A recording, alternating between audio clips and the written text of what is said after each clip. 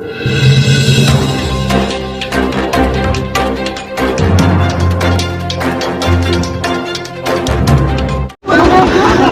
आप देख रहे हैं डीडीआर न्यूज चैनल। मैं हूं राम निवास यादव। इस समय मैं उत्तर प्रदेश जनपद गोरखपुर विकास खंड बड़हलगंज के अंतर्गत ग्राम सभा खड़ेसरी में उपस्थित हूं। मानव शिक्षा सेवा संस्थान के कार्यालय पे सामने आपको हम दिखाना चाहेंगे कि यही मानव शिक्षा सेवा संस्थान का गेट है और ये मानव शिक्षा संस्थान का एक पीछे कार्यालय।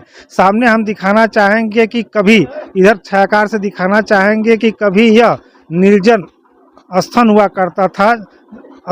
करता था आज के 10 से 15 साल पहले। लेकिन मानव शिक्षा सेवा संस्थान के प्रबंधक आलोक गुप्ता जी द्वारा जब इस खड़ेसरी गांव में कदम रखे तो सबसे पहले अपना यहाँ मानव शिक्षा कार्यालय खोले। उसके बाद धीरे धीरे लोगों की संख्या यहाँ बढ़ने लगी और यहाँ मंदिरों का संगम है। कई मंदिरें हैं यहाँ, जैसे राम सीता हनुमान मंदिर, माँ आदि शक्ति दुर्गा मंदिर, शिव मंदिर, बाबा विश्वकर्मा मंदिर और सबसे बड़ा मंदिर यहाँ साईनाथ जी का मंदिर बना हुआ है मानव शिक्षा सेवा संस्थान के कार्यालय पर।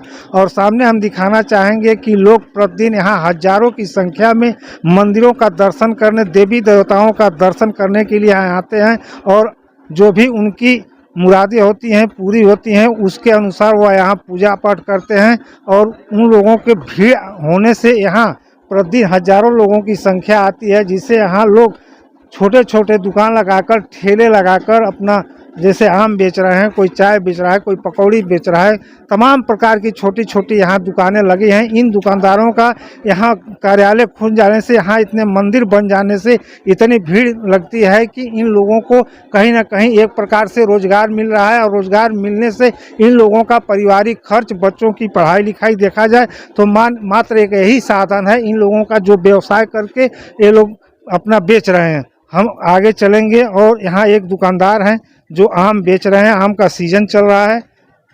क्या नाम पड़ेगा आपका? पूर्णवासी सोनकर, खड़ेसरी गाँव। किस गांव से? खड़ेसरी गांव से हैं। कितने दिनों से आप यहाँ ठेला लगाकर बेच रहे हैं?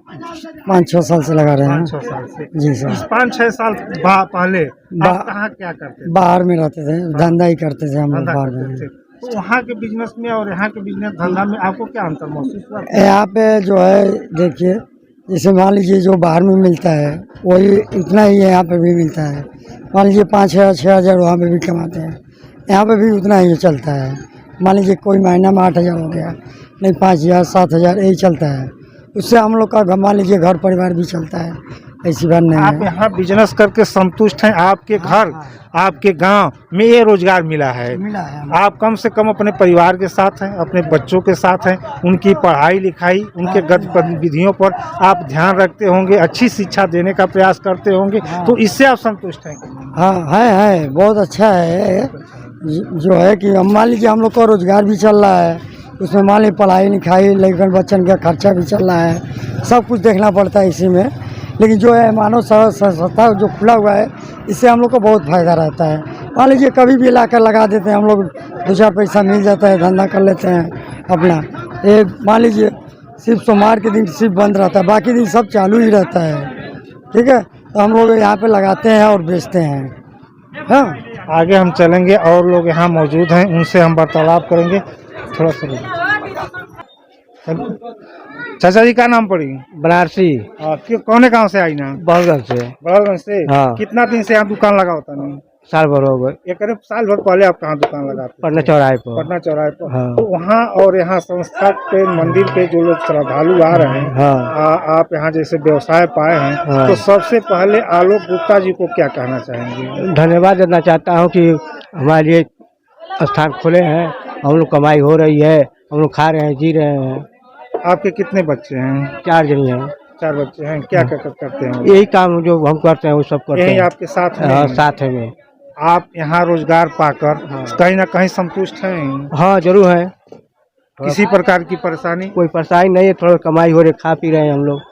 जैसे आप पटना चौराहे पर बड़हलगंज में दुकान लगाते थे, तो वहाँ कोई आपको परेशानी होती थी? होती थी, कम बिक्री होती थी, और क्या।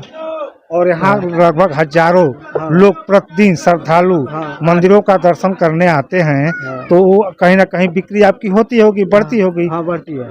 तो उन श्रद्धालुओं को और आलोक गुप्ता जी को इसके बाद क्या कहना चाहिए? उन लोगों को भाई धन्यवाद है कि हमारे लिए सेवा में लोग आ रहे हैं, हम उनका भी सेवा कर रहे हैं।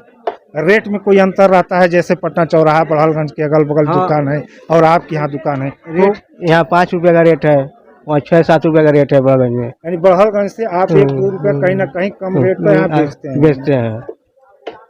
देखिए लगभग चाचा कितनी उम्र होगी? हमारी 60 के लगभग हो गया है। और जबकि क्या नाम है? बनारसी। बनारसी। जबकि हमने चाचा जी से बात किया, इनकी उम्र लगभग 60 वर्ष है।